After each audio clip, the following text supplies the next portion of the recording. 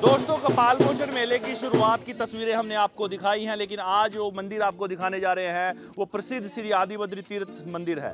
तो ठीक मेरे पीछे आप देख सकते हैं कि ये मुख्य द्वार है, यहाँ से एंट्री होती है। हालांकि मेले के चलते जो है पीछे गाड़ियाँ रोक दी जाती हैं, लोग जो है पैदल यात्रा करते हुए यहाँ तक पहुँचते हैं। एक प्राचीन मंदिर नीचे है और एक प्राचीन मंदिर यहाँ पर ऊपर भी है। तो अंदर ले चलते हैं आपको मुख्य द्वार से। सबसे पहले आपको इस तरीके का द्वार देखने को मिलेगा। मंदिर श्री आदिबद्री नारायण का इस तरीके से लिखा गया है और जैसे ही आप आगे बढ़ेंगे तो यहाँ पे आपको वो मनमोहक नज़ारा दिखने को मिलेगा। और ये बहुत ही सुंदर आप देख सकते हैं कि मंदिर का जो एंट्रेंस है वो किस तरीके से आदिबद्री नारायण का ये जो मंदिर है, यहाँ पर हर साल जो मेले में लोग लाखों की संख्या में आते हैं वो ज़रूर जो है यहाँ पर आकर माथा टेकते हैं। तो तस्वीरें हम आपको दिखा रहे हैं किस तरीके से ये वो प्राचीन मंदिर है। आपको अंदर ले चलते हैं और यहाँ के पुजारी जी से बातचीत करेंगे और यहाँ का क्या इतिहास है। आपने अक्सर टीवी और यूट्यूब पर देखा होगा, लेकिन यहाँ का क्या प्राचीन इतिहास है वो आज हम आपको दोबारा से सुनवाएंगे।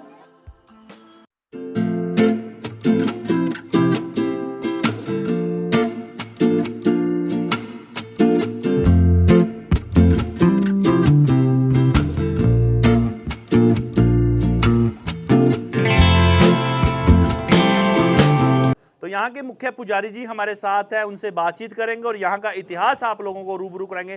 पंडित जी, बहुत बहुत स्वागत है आपका हमारे चैनल पे। यहाँ का इतिहास हमारे दर्शकों को जरूर बताएं। बिल्कुल। हमें याद है कि पूर्व समय में भी आपने यहाँ आकर के भगवान श्री आदिबद्री नारायण जी का दर्शन किया था और यूट्यूब बनाए थे। बिल्कुल। उसके लिए ढेर सारा जो है सो यात्रियों की संख्या में बढ़ोतरी हुई और ये जो है सो दूर दूर तक जो है सो इस संदेश को आपने भेजा, तो उसके लिए हम आपको ढेर सारी बधाइयाँ दे रहे हैं कि आपके जैसे जज्बाती व्यक्ति को होना चाहिए जो यहाँ के विकास के विषय में, यहाँ के प्रबंधन व्यवस्था के विषय में सोचे, जाने, एक दूसरे को अवगत कराए। पूर्व में भी हमने यहाँ के स्थिति के विषय में आपको बताया था कि ये शिवालिक पर्वत श्रृंखला है और हमारे यहाँ जो है कहते हैं कि ये बैकुंठ धाम है। तो यहाँ पर अभी आपने जो विग्रह भगवान श्री हरि नारायण विष्णु का देखे हैं, ये भगवान आदिबद्री नारायण के रूप में यहाँ विराजमान है और इनके ये चतुरानन है। इनके दो हाथ जो है सो ऐसे जिसमें शंख और चक्र है, दो हाथ ध्यानावस्था में है।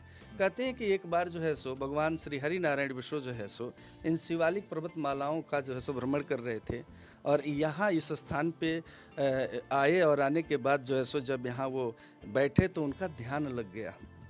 अब जब उनका ध्यान लग गया तो कहते हैं कि वो बैठे रहे 5129 वर्ष तक बैठे रह गए। यहाँ पे 5129 वर्ष बैठे रह गए। वहाँ लक्ष्मी बैकुंठ में इनको ढूंढ रही हैं। जब ये नहीं मिलते हैं तो मन में जो है सो नारद जी को स्मरण करती हैं। नारद जी आते हैं तो नारद जी से लक्ष्मी जी प्रश्न करती हैं, कहती हैं, निर्गते नारद सुक्त्वा भगवान भद्र नारायण। हे नारद, आपने कहीं परमात्मा को देखा? तो नारद जी ने कहा कि ब्रह्म नद्या सरस्वती आश्रम पश्चिमे तटे श्याम प्रासहिति पुक्त्वा ऋषीणाम सर्वर्त वर्धने तास्मिन स्वाश्रमे व्यासो बद्री खंड मंडिता। उन्होंने कहा, मातेश्वरी, जब मैं शिवालिक पर्वत मालाओं का भ्रमण कर रहा था तो मैंने सरस्वती के पश्चिम तट पर एक संप्रास नामक गुफा को देखा, जहाँ से एक अलौकिक प्रकाश पुंज हमें दिखाई दिया। तो हमसे रहा नहीं गया। जब हम वहाँ गए तो हमने वहाँ क्या देखा? हमने देखा कि वहाँ भगवान श्री हरि नारायण विष्णु ध्यानावस्था में है और उनकी पूजा व्यास जी कर रहे हैं। अब जब व्यास जी का संदर्भ में विषय आता है तो यह प्रमाणित होता है कि ये जो अपना बिलासपुर है ये पूर्व काल में, वैदिक काल में व्यासपुर है। दूसरा, ये जो ब्रह्म सरोवर है, अपना जो कपालमोचन तीर्थ है, इसका वैदिक काल में इसका सांस्कृतिक नाम जो है सो सोमसर है। और हमारे सबसे पुराने जो है मुंबई प्रकाशन से जो है वेंकटेश प्रसाद से एक जो है सो पुस्तक निकली थी जिसमें ये बताया गया है, दर्शाया गया है कि ब्रह्म कापालिक खंड से जो है सो 18 से 19 किलोमीटर दूर पर भगवान श्री हरि नारायण विष्णु विराजमान है और दूसरे तट पर जो है सो भगवान केदारेश्वर हैं, आदि केदारेश्वर हैं और एक देवी हैं जो पर्वत श्रृंखलाओं में है जहाँ कम ही लोग जाया करते हैं। तो ये तीर्थ क्षेत्र जो है सो ये आपका शिवालिक पर्वत में विराजमान होने वाला ये भगवान नारायण का तीर्थ है। कहते हैं विशेष तिथियों में, जैसे हरि प्रबोधनी एकादशी जिसे हम देव उठनी एकादशी कहते हैं कि देवताओं का जगने का समय होता है, तो कहते हैं कि इस समय जो है सो यहाँ पर ये जो है सो एक तरह से अपना कपाल मोचन का आध्यात्मिक मेला लगता है। कहते हैं कि विश्व, संपूर्ण विश्व में हमारे किए गए कृतों का जो है सो फल नहीं प्राप्त होता, लेकिन वो व्यक्ति आकर के अगर कपाल मोचन में तीनों तीर्थों का स्मरण करके स्नान कर लें तो वो सदगति को प्राप्त होकर परमात्मा के गोलोक को चला जाता है और उसके सारे पाप जो है सो समाप्त हो जाते हैं। वैसा हमारा ये व्रत जो है सो ब्रह्म का पालिक क्षेत्र है। यहाँ तक बताया गया है कि भूल से, अनजान से किसी ब्राह्मण का, संध्या उपासक गायत्री जापक ब्राह्मण का भी चोट चपेट के द्वारा अगर मृत्यु हो जाती है तो वह ब्रह्म का पालिक दोष लगता है। जैसे भगवान शिव ने ब्रह्मा को जो है सो मारा था और जिससे उनका एक सर कट करके इस पृथ्वी पर गिरा, जिससे कहते हैं कि भगवान शिव को ब्रह्म का पालिक दोष लग गया। अब कहते हैं कि उन्होंने पूरे संपूर्ण भारत ही नहीं अपितु संपूर्ण जगहों पर देखा कि कौन सा ऐसा तीर्थ है जहां जाने के बाद हमें जो है सो इस ब्रह्म का पालिक दोष से मुक्ति मिली, तो उन्हें जो है सो कपाल मोचन आना पड़ा। कहते हैं कि जैसे उन्होंने सोमसर नामक तीर्थ में आकर के अपने इन हाथों को उस जल में धोया तो कहते हैं कि वह ब्रह्म का पालिक जो है सो पाप से मुक्त हो गए और तब से उस तीर्थ का नाम कपाल मोचन पड़ गया।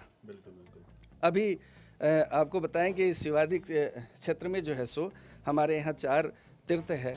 एक ये भगवान आदि बद्रीनारायण है, दूसरा आदि केदारेश्वर है, तीसरा कहते हैं कि मंत्र शक्ति से प्रकट देवी है माता मंत्रा देवी जो लक्ष्मी स्वरूपा है, वो वहाँ सामने पहाड़ियों पर विराजमान है।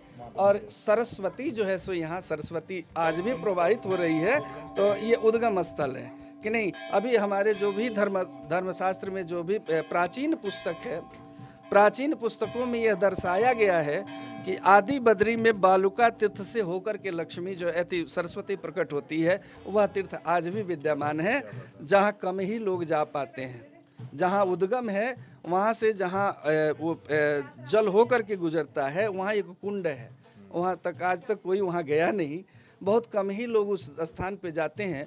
तो मैंने भी एक बार सोचा कि ये बालुका है कहाँ, ये चारों तरफ तो पहाड़ी पहाड़ है, लेकिन हमें जो ये आपका टूरिज्म है जहाँ अपना सरोवर है और ये जहाँ ये जो है सो आपका ये है पुरातत्व सर्वेक्षण केंद्र है, इन दोनों के बीच में बालुका तीर्थ है जिसमें सरस्वती आज भी प्रवाहित हो रही है।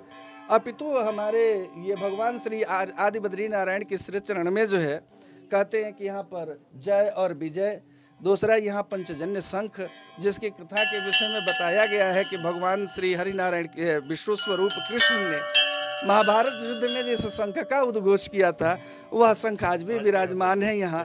और जो है सो ज़्यादा से ज़्यादा जो है सो तीर्थयात्री यहाँ आकर के उस शंख का दर्शन करते हैं और ढेर सारा जो है सो यहाँ से आशीर्वाद और पुण्य को प्राप्त करके अपने घर को जाते हैं। पुजारी जी, मेरा एक सवाल है, लोगों के मन में ये है कि आदि बद्री और बद्रीनाथ के साथ इसकी क्या कंपैरिजन है, उससे भी कहीं ना कहीं कहते हैं उतना भी महत्व मिलता है यहाँ पे दर्शन करने से। देखिए धर्मशास्त्र ये कह रहा है कि जो है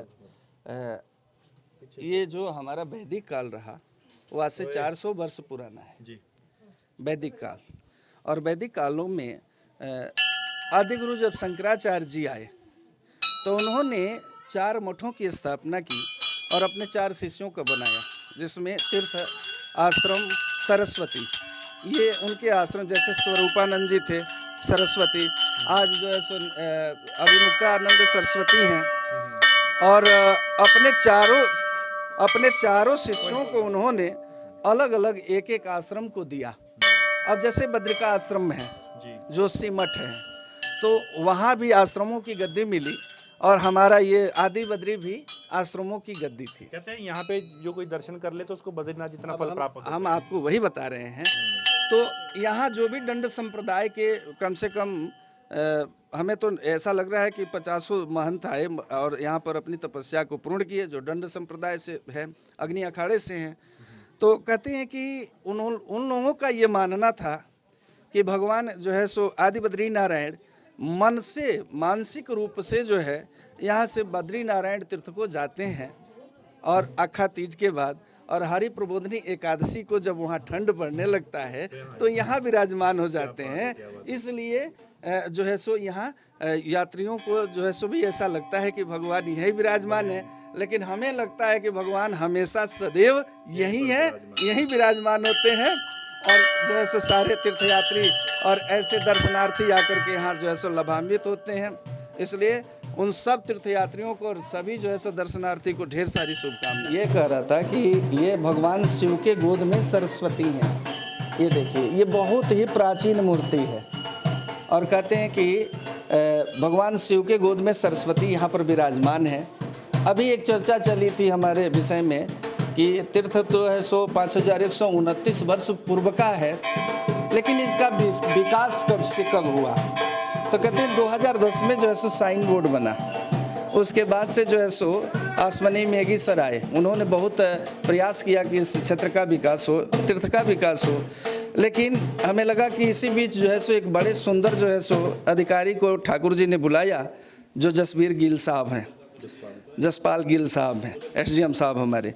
उनके आने के बाद यहाँ लंगर हाल, सत्संग भवन और जो है सो पुल और जो है सो हमारे यहाँ पुजारी निवास और इस मंदिर के रख रखाव की विशेष व्यवस्था किया गया। जहाँ तक मानना ये है कि भगवान श्री आदि बद्री नारायण ने इस बार बड़े सुंदर सुंदर अधिकारी को जो है सो भेजा इस मेले में, जो 4 चांद लगा लिए। अब देखिए तो हमारे DC साहब का बहुत बड़ा योगदान रहा मेले को जो है सो सुचारू रूप से चलाने के लिए। दूसरा SDM साहब दिन रात एक कर दिए, यहाँ से लेके कपाल मोचन तक। तो इसलिए हम जो है सो सभी अधिकारी गण को ढेर सारी जो है सो भगवान श्री आदि बद्री नारायण की तरफ से आशीर्वाद दे रहे हैं और साथ में आपको भी आशीर्वाद दे रहे हैं कि मैंने आपकी भी परिश्रम को देखा। जिस दिन हम गए थे वहाँ कमिश्नर साहिबा महोदय आई थी, उस दिन आप भी बड़े व्यस्त थे और चारों तरफ जो है सो आप सब जो है सो अपना ध्यान केंद्रित कर रहे थे कि कोई यात्रियों को किसी तरह का कोई असुविधा ना हो। इसलिए ढेर सारी शुभकामनाएं आप सब। तो यहाँ की खास बात यह है कि यहाँ पर एक ऋषि कुल भी है। तो हमारे साथ छोटे से देखिए कितने प्यारे लग रहे हैं पुजारी, आने वाले देश के भविष्य हैं और आने वाले सनातन धर्म के रक्षक भी हैं। हमारे साथ छोटे से पुजारी है, कुछ सुनाएंगे। यहाँ पे इनको विद्या दी जाती है, इसी चीज़ के लिए यहाँ पर इनके परिवार वालों ने इनको यहाँ पर दीक्षा के लिए भेजा है। पुजारी जी क्या सुनाएंगे? मंत्र सुनाएंगे। सुनाइए फिर।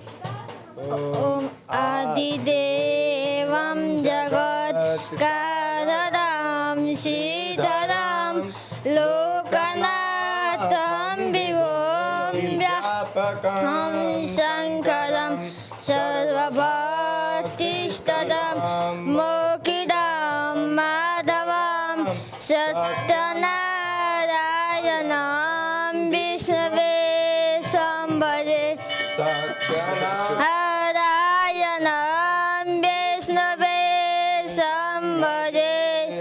क्या बात है। तो देख सकते हैं कि अपने धर्म में हर एक को पक्का होना चाहिए और किस तरीके से सनातन धर्म में छोटे छोटे बच्चों को जो है दीक्षा शिक्षा तमाम वो रीति रिवाज और उनको मंत्र तमाम वो शिक्षा यहाँ पर दी जाती है।